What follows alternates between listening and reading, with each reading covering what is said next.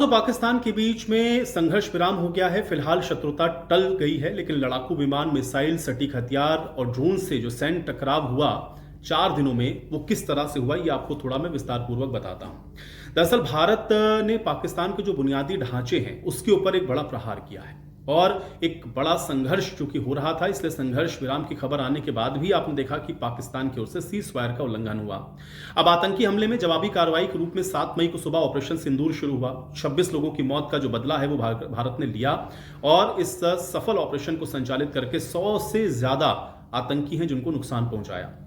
आप ये भी बता दें कि ये आतंकी जो ढांचे नष्ट किए गए, हवाई सुरक्षा को जो नुकसान पहुंचाया गया, एयरबेस को जो नुकसान पहुंचा, भारतीय सेना ने इसमें कमाल का प्रदर्शन किया और ज्यादातर पाकिस्तान जो हमले कर रहा था उसको नाकाम कर दिया।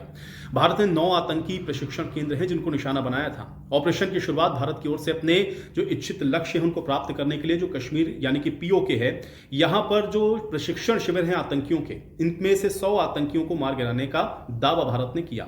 रक्षा मंत्री राजनाथ सिंह और अन्य राजनीतिक दल जो जानकारी दे रहे हैं वो लगातार इस बात को कह रहे हैं कि 100 से ज्यादा आतंकी इस कार्रवाई में भारत की मारे गए।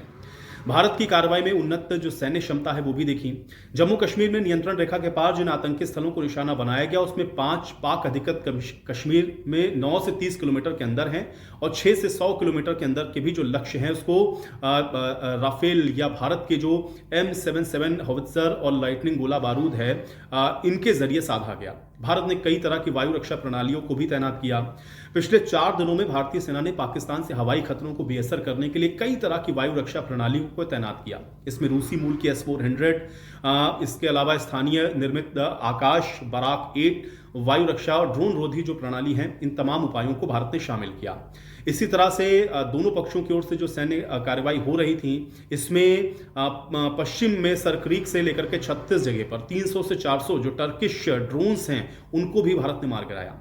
और यहां पर आपको ये भी बता दें कि पाकिस्तान ने नियंत्रण रेखा और अंतर्राष्ट्रीय सीमा पर 26 स्थानों पर ड्रोन हमले किए। भारत के 26 से ज्यादा शहर हैं जिनको निशाना बनाया गया। पाकिस्तान को 10 मई को सुबह बड़ा झटका लगा जिसमें भारत ने हवाई हमले किए। हवाई जो रडार इकाइयां हैं, गोला बारूद के भंडार हैं, इन सबको पाकिस्तान के अंदर तबाह कर दिया। इसका इस्तेमाल आपको बता दें कि पाकिस्तान भारत के लिए आतंकी गतिविधियों में करता था। इसमें रफीकी, मुरिदके, चकलाता, खान, सुक्कूर, सियालकोट सैन्य ठिकाने शामिल हैं। ऑपरेशन सिंदूर के तहत युद्ध के बाद से दोनों देश की सेनाओं के बीच में संघर्ष जारी था और भारत ने जो लक्षित लक्ष्य हैं उनमें तकनीकी आप कह सकते हैं भारत ने इस्तेमाल करते हुए जो भारतीय प्रतिष्ठान है जिस पे अकारण हमले पाकिस्तान कर रहा था उनका जवाब दिया। स्कार्दू, सरगोदा, जाफराबाद ये एयरबेस हैं जहां पर भारतीय जो आप कह सकते हैं कि जो कार्रवाई है उसमें इनको एक बड़ा नुकसान पहुंचा। और यहां पर आपको ये बता दें कि इसी नुकसान के चलते पाकिस्तान को ये मजबूर होना पड़ा कि पाकिस्तान अपने घुटने टेके, नहीं तो अभी पाकिस्तान को और अधिक जो नुकसान है वो होने वाला था। और यही वजह है कि आप देख रहे हैं कि पाकिस्तान ये लगातार कोशिश कर रहा था कि अंतर्राष्ट्रीय स्तर पर इसमें किसी तरह से सीज फायर हो, क्योंकि युद्ध की शुरुआत से ही आप देख रहे थे कि पाकिस्तान लगातार अमेरिका या अन्य जो देश हैं उनसे बार बार ये गुहार लगा रहा था कि हमें भारत से बचाओ और किसी भी तरह से ये जो युद्ध है जिसको पाकिस्तान हालांकि युद्ध मान रहा था, भारत तो बार बार इस बात को कह रहा था कि हमने तो आतंकियों के खिलाफ ये कार्रवाई की है, लेकिन कोशिश पाकिस्तान की थी कि इसको किसी भी तरीके से रोका जाए, नहीं तो पाकिस्तान की और ज्यादा जो बुरी स्थिति है वो होने वाली थी। और वैसा ही हुआ।